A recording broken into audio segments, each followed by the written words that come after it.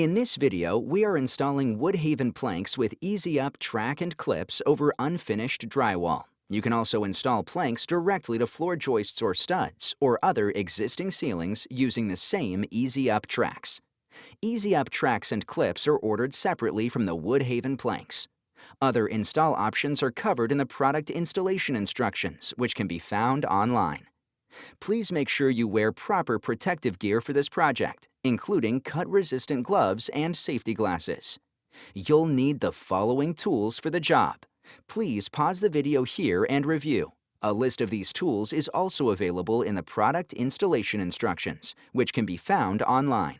Throughout this video, please note that additional supporting information can be found in this box on the left of your screen.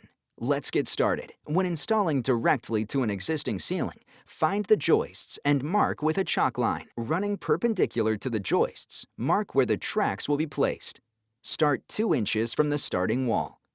Ensure that you do not have tracks running directly over light fixture holes or other ceiling obstructions.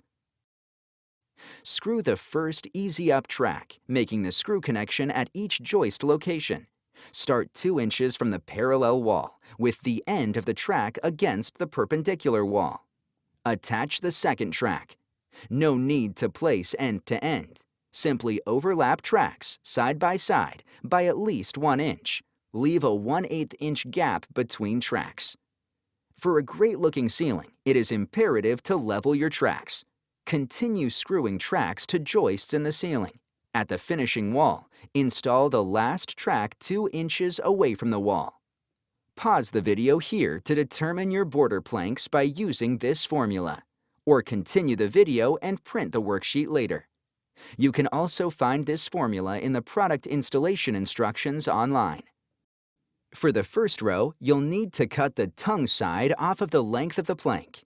Leaving a 1/2 inch gap from the starting wall, screw the first border plank in the center of the plank right up against your starting wall with 1 screw connecting with the track. Snap an easy-up clip onto every track.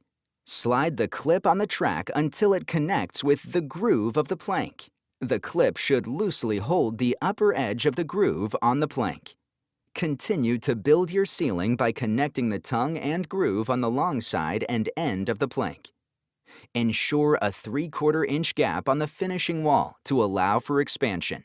This could be covered by crown molding. In most installations, you should be able to use the leftover cut plank from one row to start the next row with very little waste.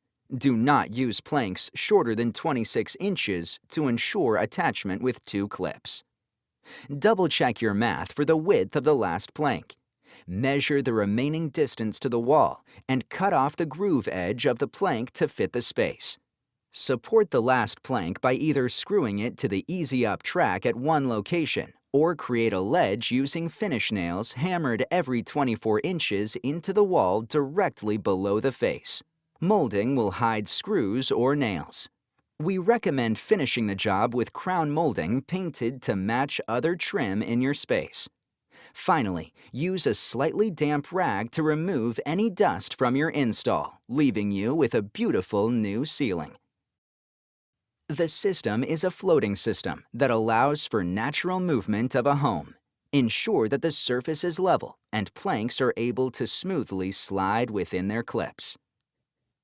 Never span more than 21 feet without an expansion joint. Cover with trim.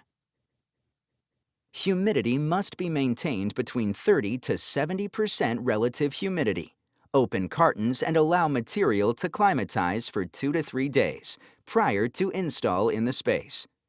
Installation must be independent of the roof. Do not allow anything to touch the back of the planks, such as insulation,